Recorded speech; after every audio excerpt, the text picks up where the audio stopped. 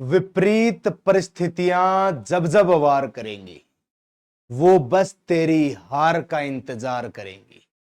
तब वक्त भी जटिल होगा, जीवन जीना भी कठिन होगा। तब सबर को बना हथियार, करना तुम प्रयास। जीत तुम्हारी होगी, निश्चित जीत तुम्हारी होगी।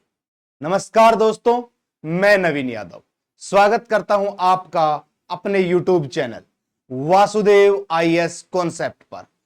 मेरे प्यारे मित्रगणों, आज की जो अपनी क्लास होगी वो मुगल सैन्य व्यवस्था पर आधारित होगी। मुगलों का पतन हमने पढ़ लिया था। अब पूरे मुगल काल में किसकी सैन्य व्यवस्था कैसी रही थी, उन सभी के सैन्य व्यवस्था मजबूत जिसकी रही उसके बारे में बात करेंगे। उसके अलावा इसमें मुगलों के लैंड रिवेन्यू सिस्टम की बात करेंगे, इनके मुद्रा सिस्टम की बात करेंगे, जो करेंसी सिस्टम था उसकी बात करेंगे। इसके अलावा इनके एडमिनिस्ट्रेशन सिस्टम की भी बात करेंगे। वो सारी कहानियां मैं इस वीडियो में लाया हूं, यानी कि एक प्रकार से कंप्लीटली मुगल शासन का निचोड़ एक ही क्लास में मैं आपको दे दूंगा। एपिसोड 11 मुगल साम्राज्य हम पढ़ेंगे और मिशन इंद्रप्रस्थ के तहत आगे बढ़ेंगे। आइए मुगल सैन्य व्यवस्था का दीदार करते हैं। सुनिए आप मुझे, नवीन यादव को, यानी कि मुझे आप सुनोगे तो मैं आपको इन चीजों के बारे में बताऊंगा। ठीक है, वासुदेव आईएएस कॉन्सेप्ट अपना चैनल है। जैसा कि हर बार की बात ही मैं इस बार भी बता रहा हूं कि आप इस चैनल को सब्सक्राइब कर लीजिएगा और ज्यादा से ज्यादा लोगों तक वीडियो को शेयर कर दीजिए, ताकि ज्यादा से ज्यादा लोग उसको देख सकें और हमसे जुड़ सकें और एजुकेशन के मामले में उनके साथ एक अच्छा कंटेंट पेश किया जा सके, ताकि वो ज्यादा से ज्यादा उस चीज को पढ़ें और अपने सिलेक्शन तक पहुंचे। और बड़े बुजुर्ग इसलिए इस चैनल से जुड़े ताकि उनको समाज में हो रही समसामयिक घटनाओं के साथ साथ हमारी ऐतिहासिक घटनाओं के बारे में भी जानकारी मिले। दूसरा, युवा साथी को इस चीज की नॉलेज जरूर होनी चाहिए कि हमारे देश का इतिहास क्या रहा है, क्योंकि जिस प्रकार वो आज के दिन राजनीति में इन्वॉल्व हो रहा है उसे नहीं पता ऐतिहासिक घटनाओं के बारे में और वो कुछ चीजें गलत बोल जाता है। तो इसलिए वो जुड़े हमसे, हम सिखाएंगे उसको ऐतिहासिक घटनाओं के बारे में बात करना और किस प्रकार से ऐतिहासिक घटनाओं पर बात करनी, वो सब जानकारी आपको इस चैनल पर मिलेगी। तो आप जुड़िए हमारे चैनल से, वासुदेव आईएएस कॉन्सेप्ट से। ये तैयारी करने वाले बच्चों के लिए, यूपीएससी के लिए है, ठीक है, एनडीए के विद्यार्थी, सीडीएस के विद्यार्थी, सीएपीएफ के विद्यार्थी, सीएससी के विद्यार्थी वो हमसे जुड़ सकते हैं। And other all competitive exams जिनको जीएस पढ़नी है और वो जुड़ सकते हैं। और मैं जल्द ही कोशिश करूंगा अदर सब्जेक्ट भी अपने चैनल पर लाने की। मैं जल्द ही वो तोहफा आपको दूंगा, जल्द ही वो चीज आपके सामने लाई जाएगी। ठीक है, हम अपने बैच मिशन इंद्रप्रस्थ के तहत आगे बढ़ रहे हैं और लाइक शेयर सब्सक्राइब करना ना भूलें। आप लाइक शेयर सब्सक्राइब करते रहें और आप सभी का आशीर्वाद वही है जो बस आप लाइक कर दो, शेयर कर दो और सब्सक्राइब कर दो और करवा दो, वही मेरे लिए सबसे बड़ा आशीर्वाद है। तो समय ना गंवाते हुए जल्दी से हम अपने मुगल साम्राज्य के टॉपिक पे आते हैं, मुगलों की सैन्य व्यवस्था पर आते हैं। मुगलों का सैन्य व्यवस्था किस प्रकार से रहा और मिलिट्री सिस्टम जिसको हम कह सकते हैं वो कैसा रहा, उसी के बारे में हम चर्चा करेंगे। उसी मुगल सैन्य संस्थान व्यवस्था के बारे में हमें बात करनी है। तो क्या है मुगल सैन्य व्यवस्था जिस पर हमें चर्चा करनी है? चलिए, सबसे पहले अगर मैं इनकी बात करता हूं मुगलों की सैन्य व्यवस्था की, तो इनमें सबसे इंपॉर्टेंट चीज आती थी मनसबदारी। क्या आती थी? मनसबदारी सिस्टम। आप जानते हो मनसबदारी अकबर ने शुरू की थी। मनसबदारी सिस्टम एक प्रकार से, मैं आज की लैंग्वेज में बात करूं तो जो हमारे आईएएस आईपीएस होते हैं ना, वो जो आईएएस आईपीएस होते हैं वो मनसबदार में काउंट होते हैं। आज के दिन की अगर मैं बात कर रहा हूं तो आज के दिन जो वो होते हैं वो मनसबदार होते हैं एक प्रकार से।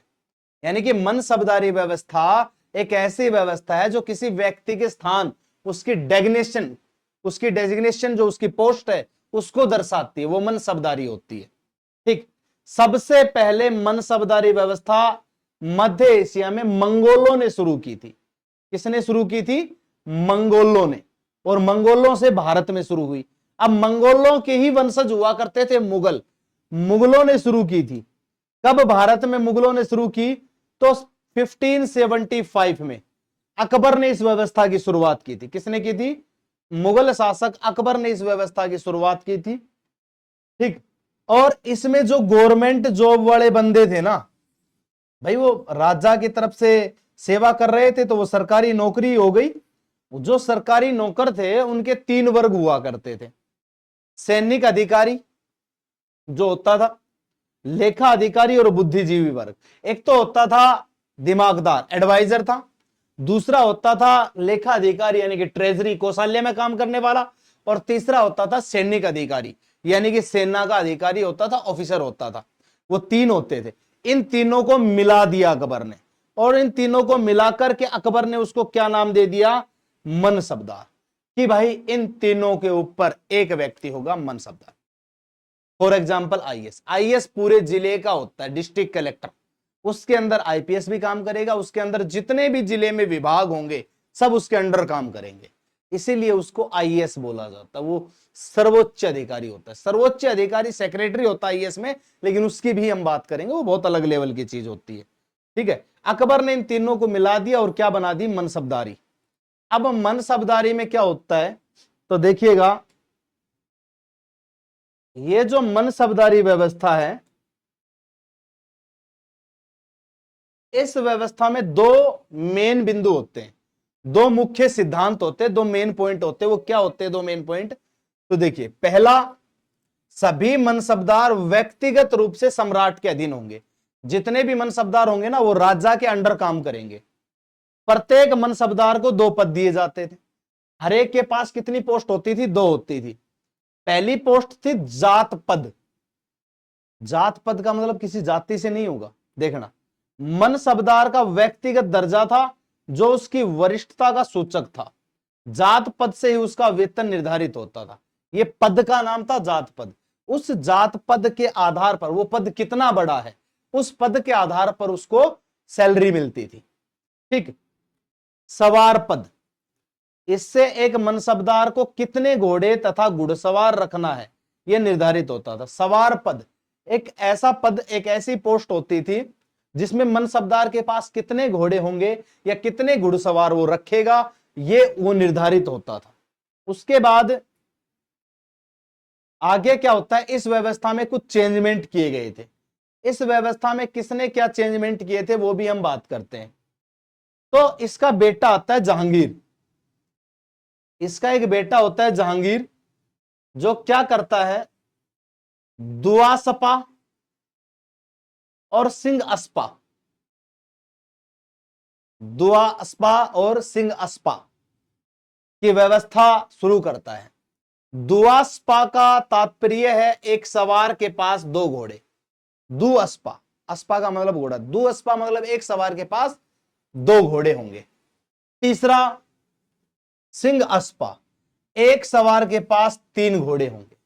उसने 2 चीजें लागू की, दुअस्पा और तिअस्पा, दुअस्पा और सिंहस्पा। दुअस्पा में 2 घोड़े और सिंहस्पा में 3 घोड़े। ठीक। मनसबदारी व्यवस्था वंशानुगत नहीं थी, ये डायनेस्टी सिस्टम में नहीं थी, जेनेटिक नहीं थी, अनुवांशिकी नहीं थी। तो ये कैसी थी? तो ये कैसी थी उसकी हम बात करें तो इसमें रैंक लाना पड़ता था। जैसे होता है ना भाई, पहले 100 रैंक या 200 रैंक तक जिसका आएगा वो आईएएस बनेगा, फिर 400 रैंक तक जिसका आएगा वो आईपीएस बनेगा, 400 से 800 जिसका आएगा वो अदर डिपार्टमेंट में जाएगा। इस प्रकार से रैंक होते थे। तो रैंक कैसे थे? 10 रैंक से लेके 500 रैंक तक। अब पहले 10 रैंक तक तो राजा के घर के होते थे भाई, वो दूसरों को थोड़ी बनाएगा। तो 10 रैंक से 500 रैंक तक, 10 से 500 तक मनसब प्राप्त करने वाला मनसबदार होता था। जिसके पास 10 से 500 लोग नीचे काम करते थे उसको बोलते थे मनसबदार। एक प्रकार से मैं हूं, मेरे नीचे 50 आदमी काम कर रहे हैं, 500 कर रहे हैं, मैं मनसबदार हूंगा, इस प्रकार से। ठीक। 500 से 2500 मनसब प्राप्त करने वाला उमरा। मनसबदार से बड़ी पोस्ट होती थी उमरा, जैसे भाई डीएसपी, एसपी, एसपी से बड़ा आईजी, डीआईजी, इस प्रकार से। ठीक, 2500 से ऊपर मनसब प्राप्त करने वाला अमीर ए आजम, जो सबसे बड़ी पोस्ट होती थी वो अमीर ए आजम, यानी कि कलेक्टर, डिस्ट्रिक्ट का पूरे उस जिले को संभालने वाला वो व्यक्ति कौन था? मनसब का गुरु, अमीर ए आजम टॉप होता था, ये सबसे ऊपरी पोस्ट थी। इसके बाद उमरा होता था, उसके बाद मनसबदार। मनसबदार तो मनसबदार के नाम से प्रणाली जरूर है, सिस्टम जरूर है, पर सबसे कम जगह होती थी, सबसे निचली पोस्ट होती थी। उसके बाद मुगल साम्राज्य का एडमिनिस्ट्रेशन, इनका प्रशासन कैसा था? तो प्रशासन इनका 5 भागों में बटा हुआ। कितने भागों में था? 5। सबसे पहले साम्राज्य, यानी कि एक प्रकार से देश, फिर सूबा यानी कि राज्य, सरकार यानी कि जिला, परगना यानी कि कस्बा, और गांव तो गांव होते ही हैं, पहले भी गांव थे और आज भी गांव। अब मेरी बात ध्यान से सुनो, साम्राज्य, सूबा, सरकार, परगना और गांव, ये 5 क्षेत्रों में बटा हुआ था। साम्राज्य एक प्रकार से मान लेते हैं जो अपना देश है। अब देश बहुत सारे सूबों से मिलकर बना है, यानी कि बहुत सारे राज्यों से मिलकर बना है, राज्यों को सूबा कहा जाएगा। अब राज्य बहुत सारी सरकारों से, यानी कि बहुत सारे जिलों से मिलकर बना है, और जिला बहुत सारे परगने यानी कि कस्बों से मिलकर बना, या तहसील, कस्बा या तहसील, और गांव तो गांव है, तहसील के अंदर भी गांव आते हैं, है ना। इसी प्रकार से ये चीजों में बटा हुआ था। अब इन 5 चीजों में किस प्रकार से क्या चीजें होती थी उनका जिक्र हम कर लेते हैं।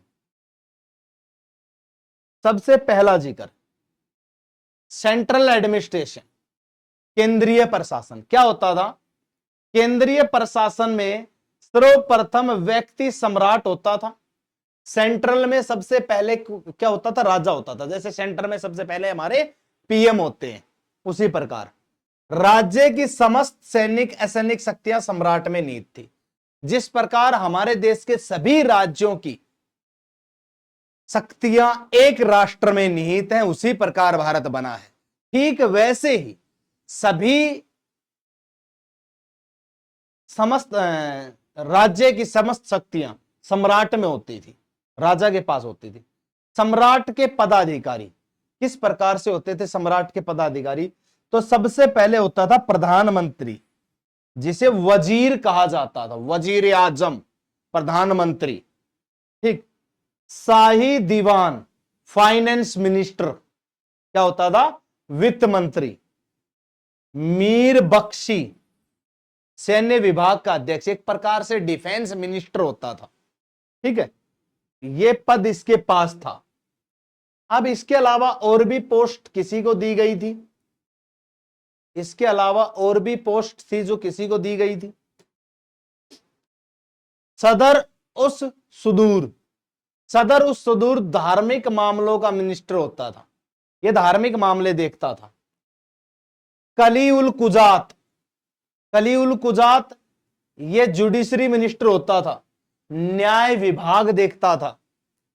मीर ए समा, ये शाही घराने की देखभाल करने वाला होता था, शाही घराने की देखभाल करता था ये। ठीक, इसको मीर ए समा कहते थे। मीर ए आतिशी, नाम ही आतिश हो गया बमबारी का ना, तो तोप खाने का प्रमुख होता था, ये ऑर्डिनेंस फैक्ट्री का मालिक था। ठीक, तोप खाने में काम करता था, उसका अधिकारी होता था। इसके अलावा कुछ एक और भी थे, तो इसके अलावा क्या था? तो देखिए, मीर ए बहर, जल बेड़े का प्रमुख अधिकारी, इसके पास जल संरक्षण विभाग था। मीर ए मुंशी, पत्राचार विभाग अधिकारी। ठीक है, ये रिपोर्टर का हेड था। दरोगा ए डाक चौकी, चिट्ठी वगैरह पहुंचाता था, डाक एवं गुप्तचर विभाग का हेड था ये। मुहतसीब, धार्मिक अधिकारी होता था। मुहतसिब ये देखता था लोग धर्म के अनुसार आचरण कर रहे हैं या नहीं कर रहे। उसके अलावा अब इनकी कुछ व्यवस्थाएं और भी देखेंगे हम, जिनके बारे में हमें चर्चा करनी है। सबसे पहले है प्रांतीय प्रशासन से पहले ये पढ़ेंगे। औरंगजेब के समय में असद खान ने सर्वाधिक 31 वर्षों तक दीवान पद पर काम किया। इसके यहां सबसे ज्यादा लंबे समय तक नौकरी करने वाला था असद खान, 31 साल की सर्विस करके रिटायर हुआ था। मीर बख्शी द्वारा सरखत नाम के पत्थर पर हस्ताक्षर के बाद ही सेना को हर महीने वेतन मिलता था। ये जो मीर बख्शी पोस्ट होती थी, जो सैन्य अधिकारी होता था, ये एक पत्थर पर साइन करता था, सरखत। उस पत्थर का नाम क्या था? सरखत। उस पत्थर पर जब ये साइन करता था, एक प्रकार से सरखत पत्थर को मैं बॉन्ड कह सकता हूं, सैलरी बॉन्ड पे जब ये साइन कर देता था तो उसको क्या मिलती थी? सैलरी मिलती थी सैनिकों को, ठीक है। और ये यूपीएससी में पूछा गया क्वेश्चन है, सरखत पत्थर वाला, ठीक, जरूर याद रखा करो इस प्रकार की चीजें। और आजकल एसएससी भी बदल गई है, वो यहीं से यूपीएससी के प्रीलियम्स से क्वेश्चन उठा करके देने लगी है, ठीक है। देख रहे हो ना सीजीएल में चल रहे हालात, 2024 की करंट रट के गए थे, 2016 की पूछ ली। तो यही होता है, जब तक ध्यान नहीं देते, जीएस को हड़के में लोगे ना, तो ऐसा ही होगा। और भैया जीएस या तो अधिकारी बना देती है और या फिर कुछ भी नहीं बनने देती, ये बात याद रखो। इसलिए जीवन जीने के लिए जीएस को पढ़ना जरूरी है, ठीक, ये बात याद रखो। जीएस का रोल आम मत समझो, जिसने प्रशासक बना दिए बड़े बड़े, वो जीएस ही है। प्रांतीय प्रशासन सूबा, प्रांतीय प्रशासन को क्या कहते हैं? सूबा कहते थे। अब प्रांतीय प्रशासन व्यवस्था को व्यवस्थित करने का श्रेय अकबर को जाता है।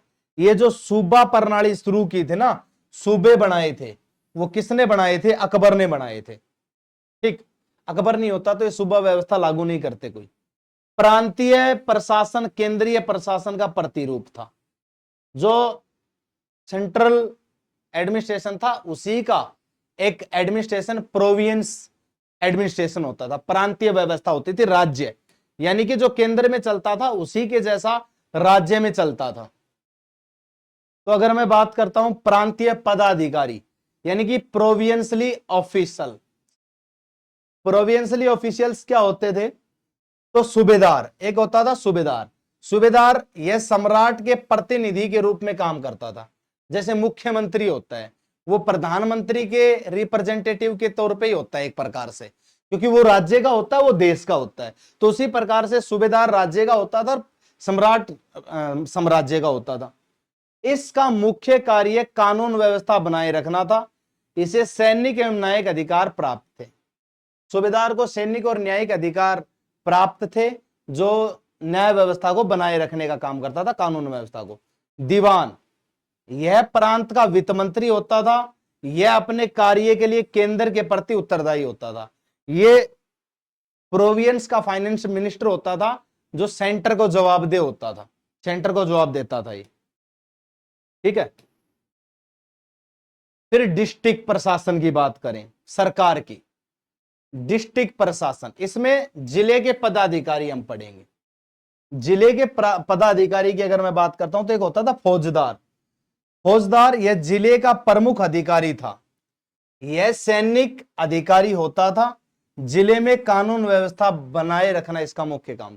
फौजदार का काम ही था जिले में कानून व्यवस्था को बनाए रखना। अमल गुजार, यह जिले का वित्त अधिकारी होता था। अमल गुजार डिस्ट्रिक्ट का फाइनेंस मिनिस्टर होता था। काजी, यह जिले का मुख्य न्यायाधीश होता था। सेशन जज होता था ये, कौन? काजी, सेशन जज, ठीक। परगने का प्रमुख सैन्य अधिकारी सिकदार होता था। जो कस्बा होता था, भाई डिस्ट्रिक्ट के अलावा तहसील जो होती थी, उस तहसील का जो सैन्य अधिकारी होता था उसे सिकदार कहा जाता था। क्या कहा जाता था? सिकदार, ठीक। उसके बाद हम बात करते हैं आगे।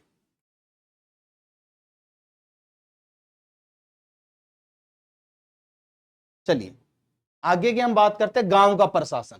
अब गांव में क्या होता था? गांव गांव ही होते थे, उनपे कोई अधिकार इनका नहीं था। तो क्या बोलते हैं, मुगल शासक गांव को एक स्वायत्त संस्था मानते थे, जिसके प्रशासन का उत्तरदायित्व मुगल अधिकारियों को नहीं दिया जाता था, बल्कि परंपरागत ग्राम पंचायतें ही अपना गांव की सुरक्षा, सफाई एवं शिक्षा आदि की देखभाल करती थी। गांव का मुख्य अधिकारी ग्राम प्रधान होता था, जिसे खुद मुकद्दम या चौधरी कहते थे, ठीक है, उसकी सहायता के लिए एक पटवारी होता था जो राजस्व कार्यों को देखता था। मुगल काल में पटवारी को राजस्व का 1% दस्तूरी या कमीशन में कह सकता हूं के रूप में दिया जाता था। यानी कि मुगल जो थे वो गांवों को स्वतंत्र रख रहे थे। गांवों का प्रधान ग्राम प्रधान या सरपंच होता था, जिसे चौधरी भी हम कह सकते हैं, मुकद्दम भी या खुद भी हम कह सकते हैं। ठीक। दूसरी बात, ये अपनी स्कूली शिक्षा साफ सफाई खुद देखते थे। और फिर अगर मैं बात करता हूं तो इनके पास एक पटवारी होता था और ये पटवारी को 1% कमीशन देते थे, जिसको दस्तूरी कहते, कमीशन देते थे ताकि गांव की जमीन वगैरह नपाई वगैरह की जा सके। उसके बाद अगर मैं बात करता हूं भू राजस्व, भू राजस्व यानी कि land revenue system. Land revenue system क्या रहा इनका, तो इनके लैंड रिवेन्यू सिस्टम की मैं बात करता हूं तो मुगल काल में अकबर के समय भू राजस्व व्यवस्था में सुधार हुआ। अकबर ने टोडरमल को शाही दीवान के पद पर नियुक्त किया। सबसे पहले लैंड रिवेन्यू सिस्टम की शुरुआत अकबर ने की थी और अकबर ने टोडरमल को नियुक्त किया था इस पद पर, शाही दीवान। उस पद का नाम क्या था? शाही दीवान पोस्ट थी। ठीक। टोडरमल ने 1580 में आईने दहसाला नामक व्यवस्था शुरू की। एक व्यवस्था थी आईने दहसाला, वो शुरू की टोडरमल ने 1580 में। प्रारंभ की जो जाबती प्रणाली का उत्तम रूप थी। एक प्रणाली होती थी ना मुगलों में, जाबती सिस्टम, उस जाबती सिस्टम का सबसे उत्तम रूप थी ये। ठीक। जिसको बोलते थे आईने दहसाला। इसके अंतर्गत क्या होता था, प्रत्येक परगने के कानूनगों को यह निर्देश दिया गया था कि भूमि, जो भूमि होती थी उसको 4 वर्गों में विभक्त करें। जो पटवारी से ऊपर की पोस्ट होती है, कानूनगो या पटवारी मान लो, उसको ऑर्डर दिया गया कि जमीन को 4 वर्गों में बांट दो। पोल्ज, एक वर्ग था पोल्ज, जिसमें हर साल खेती की जाती हो।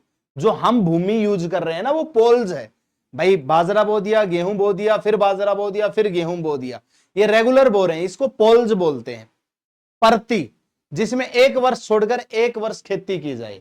एक प्रकार से हम क्या करते हैं, एक कुछ खेत ऐसे होते हैं जिनको हम छोड़ देते हैं, अगले साल बोते हैं। हमारी लोकल लैंग्वेज में जिनको हम भदवाड़ या बाट बोल देते हैं कि भाई हमने ये बाट छोड़ दिया, भदवाड़ छोड़ दी, जिसके अंदर कुछ भी नहीं बोया, अब की बार बस खाली रहेगी, वो अगले साल बोएंगे, उसको हम बोलते हैं परती।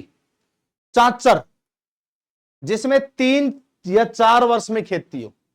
चाचर, ऐसी भूमि जिसमें 3-4 साल तक कुछ उगा ही ना हो और फिर उसमें कुछ उगाना शुरू कर दें हम। ठीक। और फिर 3-4 साल छोड़ दे, फिर उगा दे। फिर होता है बंजर, ऐसी खेती जिसमें 5-10 साल से कुछ भी नहीं हो रहा, जिसमें पिछले 5-10 साल से कुछ भी नहीं हो रहा, तो हम क्या बोल देते, यार बंजर होगी धरती, कुछ उग ही नहीं रहा, बंजर हो गए। तो ये 4 वर्ग बांटे गए थे, किसके द्वारा? पटवारियों के द्वारा, और टोडरमल ने कहा था। अब क्या था इस सिस्टम में, तो इस सिस्टम में यह हो रहा था, अकबर भू राजस्व के अतिरिक्त प्रत्येक बीघा पर 10 सेर अनाज लेता था। अकबर जो था प्रत्येक बीघे पे, पर बीघे पर 10 सेर अनाज, 10 सेर 10 किलो से 150 ग्राम कम ही होगा। एक सेर में 900 ग्राम होता है। आप 1 केजी जानते हो 1000 ग्राम का, लेकिन एक सेर होता है शायद 950 ग्राम या 900 ग्राम, मैं कंफर्म नहीं कह सकता, बट 900 से 950 ग्राम के बीच एक शेर होता है। ठीक। एक मन आता था, एक मन, यह होता था 40 केजी का, और आज भी होता है एक मन 40 केजी का। 2.5 मन में 1 क्विंटल होते हैं। गांवों में रहोगे तो सीख पाओगे, इस प्रकार की चीजें होती थी। तो प्रत्येक बीघे पे 10 सेर अनाज लेता था ये। ठीक। अकबर ने अजमेर में भू राजस्व घटाकर 1/7 या 1/8 कर दिया। जब ये 10 सेर लेता था तो इसने अजमेर में कुछ भी नहीं होता देखकर 1/7, 7वां हिस्सा या 8वां हिस्सा कर दिया। फिर औरंगजेब शासक बनता है, वो बोलता है कि कुछ हो या ना हो, मुझे तो आधा हिस्सा 50% चाहिए। औरंगजेब ने इसको बढ़ा दिया था। मुगल काल में कृषक 3 वर्गों में विभाजित था। जब मुगलों का टाइम पीरियड था तब कृषक 3 चरणों में विभाजित था। किन 3 चरणों में? खुद कास्ट, खुद कास्ट में ये वो लोग होते थे जिस गांव में रहते थे उसी में खेती करते थे, उनको खुद कास्ट, खुद मतलब खुद, कास्ट मतलब जगह, वो खुद की जगह पर ही खेती करते थे जहां वो रह रहे थे। पाही कास्ट, पाही मतलब दूसरी जगह चले जाना, कास्ट मतलब किसान, दूसरी जगह जाके खेती करना। मुजारीन, ये वो व्यक्ति होता था जो ठेके पे जमीन लेता था, उसको मुजारीन बोलते थे। जो मुजारिन होता था, किसान खुद कास्ट, किसानों से भूमि किराए पर लेकर क्या करता था? खेती करता था, तो इसको मुजारिन बोलते थे। ठीक, उसके बाद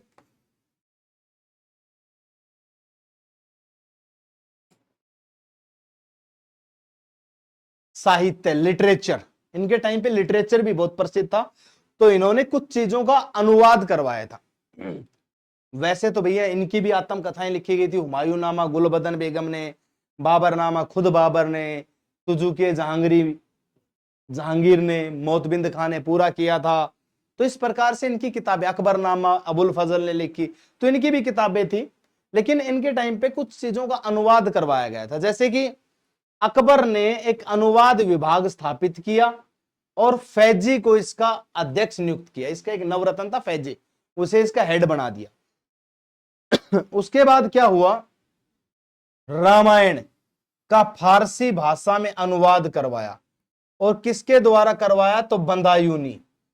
रामायण का फारसी में अनुवाद किसने किया? बंदायूनी ने किया। अथर्ववेद का फारसी भाषा में अनुवाद हाजी इब्राहिम सर हिंदी ने किया। हाजी इब्राहिम सर हिंदी ने अथर्ववेद का अनुवाद किया। इसके अलावा राज तरंगिणी का फारसी में अनुवाद मौलाना सीरी ने किया। रामायण का बंदायूनी ने, अथर्ववेद का हाजी इब्राहिम ने, और राज तरंगिणी का मौलाना सीरी ने अनुवाद किया। इसके अलावा कुछ और भी थे। हमारी एक किताब होती थी गणित की जिसको बोलते थे लीलावती, इसका फारसी में अनुवाद फैजी ने किया। पंचतंत्र अबुल फजल ने फारसी में अनुवाद किया। अनवर ए सुहाली के नाम से, किस नाम से किया? अनवर ए सुहाइली के नाम से। अबुल फजल ने अनवर ए सुहाइली के नाम से पंचतंत्र का अनुवाद किया था। ठीक, इसके बाद इनकी करेंसी सिस्टम के बारे में चर्चा करेंगे। इनका करेंसी सिस्टम क्या था? मुद्रा प्रणाली। तो मुगल काल में सोने, चांदी व तांबे की मुद्राओं का प्रचलन था। सोना, चांदी और तांबे की मुद्राएं चलती थी मुगल काल में। मुद्रा गोल एवं चौकोर होती थी। मुद्रा या तो गोल होती थी या चौकोर होती थी, गोल और चौकोर होती थी। ठीक है, जिसमें टकसाल का नाम, सम्राट का नाम और जारी किए गए वर्ष का नाम अंकित होता था। जिसमें राजा का नाम लिखा होता था, टकसाल कहां छपी है उसका नाम लिखा होता था, या किसके द्वारा छापी गई उसका लिखा होता था। तीसरा, किस साल चली है उसका नाम लिखा होता था। सोने की सर्वाधिक प्रचलित मुद्रा इलाही थी, जिसका प्रचलन अकबर ने किया था। सोने की मुद्रा सबसे ज्यादा प्रचलित थी जो अकबर ने चलाई थी। चांदी की मुद्रा में रुपया महत्वपूर्ण था। अब चांदी की मुद्रा में रुपया महत्वपूर्ण था, रुपया चलाया किसने? शेरशाह सूरी ने। इसका प्रचलन शेरशाह सूरी ने किया था। इलाही और रुपया 1:10 था। इलाही यानी कि सोने के सिक्के रुपये में 1:10 होता था। जलाली नामक चांदी की मुद्रा का प्रचलन अकबर ने करवाया था। वह रुपये के आधे के बराबर थी। अकबर ने एक जलाली मुद्रा चलाई चांदी की, जो 1 रुपया चांदी का होता था उसका हाफ होती थी, यानी कि आज की भाषा में 8 अन्नी बोल देते हैं, 8 अन्ने होते थे। ठीक, लेकिन उस भाषा में अलग बोलते थे। उस भाषा में उसको जलाली कहते थे। क्या कहते थे? जलाली। मुगल काल में मुगल काल में रुपया और दाम 1:40 में थे। रुपये और दाम का जो रेशियो होता था वो 1:40 होता था। अकबर की कुछ मुद्राओं में राम सीता के चित्र अंकित थे। अकबर ने जो करेंसी चलाई थी उसमें भगवान श्री राम और माता सीता के चित्र अंकित थे। देवनागरी भाषा में राम सिया लिखा होता था और उस पे देवनागरी, हिंदी भाषा में एक प्रकार से मैं कह सकता हूं देवनागरी हमारी लिपि है, उस भाषा में क्या लिखे होते थे, राम सिया लिखा होता था। अब मुगलों के टाइम पे कोई फॉरेनर ट्रेवलर्स आए थे, कुछ फॉरेनर ट्रेवलर्स आए थे। वो कौन थे? जो इनके टाइम पे फॉरेनर ट्रेवलर्स थे उनके बारे में हम देखते हैं। तो सबसे पहले अब अकबर के दरबार में आने शुरू हो गए थे। तो अकबर के दरबार में सबसे पहले रोल्फ फिंच आया था। कौन आया था? Rolf Finch. अब रोल्फ फिंच 83 और 91 तक रहा था। ये लगभग 8 साल रहा था। यह अकबर के समय में पहुंचने वाला अंग्रेज यात्री था। इसने फतेहपुर सीकरी एवं आगरा की तुलना लंदन से की। जब ये भारत आता है, देखता है, तो ये कहता है कि हम आपका जो फतेहपुर सीकरी और आगरा ये लंदन जैसा है। ठीक। पहला अंग्रेज अधिकारी जो भारत आया था, पहला अंग्रेज अधिकारी जो समुद्री मार्ग से भारत आया, वो कैप्टन हॉकिंस था। पुर्तगाली भी आए थे। कैप्टन हॉकिंस 1608 से 11 3 साल तक रहा। यह ईस्ट इंडिया कंपनी के प्रतिनिधि, रिप्रेजेंटेटिव, ईस्ट इंडिया कंपनी के रिप्रेजेंटेटिव के रूप में आया था। जहांगीर के दरबार में आया था। जहांगीर ने इसे 400 मनसब प्रदान किए। जहांगीर ने इसे 400 सैनिक दे दिए, मनसबदार दे दिए, क्योंकि इसे व्यापार करना था ना भारत में। सोचिए, यहीं से शुरू हो गई थी हमारी कहानी। फिर सर टॉमस रो 15 से 18 3 साल तक रहे। ब्रिटिश सम्राट जेम्स के राजदूत के रूप में जहांगीर के दरबार में आया था। ब्रिटिश सम्राट जेम्स होता था, उसके राजदूत के रूप में भारत आया था जहांगीर के दरबार में। पहला आया, उसे 400 मनसब दे दिए, ये राजदूत बन के आया, इसका भी सत्कार किया गया। अब पित्रा डेलावले, अब पित्रा डेलावले 1623 में सूरत पहुंचा था। 1626 तक रहा था, 23 में सूरत पहुंचा था। इस समय भी शासक जहांगीर था। सबसे ज्यादा अंग्रेज जहांगीर के शासन में आए थे, ये बात याद रखो। जहांगीर के शासन में पीटर मुंडी, क्योंकि होश ही नहीं था, नूरजहां शासन कर रही थी, खुद ऐस ले रहा था, बोल रहा था एक शेर शराब एक शेर मांस दे दो, मैंने बादशाह नूरजहां के नाम कर दी। भैया नूरजहां के चक्कर मेरे ले या देश को बचा ले। अंग्रेज उसके दौर में आए जा रहे, वो नीतियां समझ ही नहीं पाया। उनको भी पता था भारत का राजा शाम को लेके सोता है, मौज मारता है, 2 कप लेता है, अब 2 कप में फुल हो जाता है। 1 शेर चाहिए था, 2 ही कप होते थे इसके, और कहानी समाप्त। बस नशे में चित्त, ऐसी कहानी थी इसकी। पीटर मुंडी इटालवी यात्री था। इटालवी था ये, 1630 में आया, 34 तक रहा। शाहजहां के शासन काल में भारत आया। इटालवी, पूछ ले कौन अंग्रेज अधिकारी शाहजहां के दरबार में आया, तो पीटर मुंडी। पीटर मुंडी आया था, इटालवी था ये, शाहजहां के दरबार में पहली बार ही आया था शाहजहां के दरबार। फिर ट्रेनियर आया, ट्रेवनियर, ट्रेवनियर शाहजहां के दरबार में आता है भैया। ठीक। यह इटालवी यात्री 38 से 63 लंबे समय तक रहा, के बीच भारत की 6 बार यात्रा की, रुका ही नहीं है, आता जाता ही रहा। ठीक। हीरा के व्यापारी होने के कारण ही हीरा व्यापार के बारे में इसका विवरण महत्वपूर्ण। ये हीरों का व्यापारी था और ये हीरों के बारे में हमें बताता था। ठीक, ये बात आपको याद रखनी है। अब बात हम करें तो मनुच्ची, एक और अंग्रेज अधिकारी था मनुच्ची, शाहजहां के दरबार में ही आया था, उसके बाद तो औरंगजेब बन जाता है।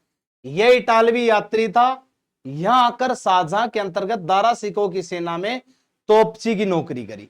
ये यहां आ गया और नौकरी करने लगा, किसकी? तोपची की, दारा सिकों के दरबार में। ठीक। बाद में डॉक्टर बन गया, भाई कमाल का आदमी था, पढ़ता लिखता रहा, पीएमटी क्लियर कर गया, एमबीबीएस कर ली, डॉक्टर बन गया, चिकित्सक बन गया। फिर अंग्रेज अधिकारी आए बर्नियर 1656 में। शाहजहां के दरबार में। उसके बाद किसी अंग्रेज अधिकारी के आने का जिक्र नहीं है, क्योंकि फिर औरंगजेब बन जाता है और उसके बाद तो फिर अंग्रेजों का अधिकारी हो जाता है, फिर आएंगे कहां से, यहीं बसेंगे। 1656 से 1707 शाहजहां के समय में भारत आया। शाहजहां के पुत्रों के बीच उत्तराधिकारी के युद्धों का वर्णन किया। ये बर्नियर वो व्यक्ति था जिसने शाहजहां के बेटों के लड़ने की कहानी बताई कि शाहजहां के बेटे आपस में लड़ रहे हैं, और इन्हीं चीजों की जांच परख करने के बाद तो ये लोग राजा बन गए, ये लोग मालिक बन गए, क्योंकि इनको पता चल गया बाप बेटे की नहीं बन रही तो फिर क्या फायदा, ये राज कैसे कर लेंगे, फिर हम राज करेंगे, इनका कोई फायदा थोड़ी होगा, हम फायदा करेंगे। हमने क्यों फायदा किया इनका, क्योंकि हम आपस में लड़ बैठे, तब ये फूट डालेंगे और राज करेंगे, डिवाइड एंड रूल पॉलिसी अपनाएंगे। तो ये कहानी थी मुगल साम्राज्य के सैन्य व्यवस्था की, और इसमें भू राजस्व व्यवस्था जैसी चीजें भी हमने पढ़ी। जो भी मुगलों की चीजें थी वो हमने कंप्लीटली पढ़ ली हैं, कंप्लीटली मुगल साम्राज्य को हमने समाप्त कर लिया है, कंप्लीटली टॉपिक हमारे हो चुके हैं। अब अगली क्लासेज के अंदर अलग टॉपिक्स पे चर्चा करेंगे, मुगल साम्राज्य की वेब सीरीज को यहीं समाप्त करते हैं।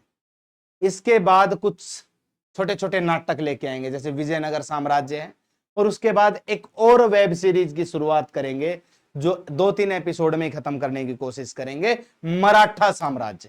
और फिर इन सभी वेब सीरीज के क्वेश्चन मैं आपके सामने लेकर के आऊंगा। तो यहां तक कोई भी डाउट हो, कोई भी ऐसा क्वेश्चन हो जो आपके समझ में नहीं आया हो, तो आप कमेंट बॉक्स में लिख देना। बाकी सभी विद्यार्थी गणों से मैं फिर से निवेदन करता हूं और हर बार कर रहा हूं कि आप चैनल को लाइक, शेयर और सब्सक्राइब जरूर कर देना, ताकि ये वीडियो ज्यादा से ज्यादा बच्चों तक पहुंच सके, ये क्लास ज्यादा से ज्यादा बच्चों तक पहुंच सके।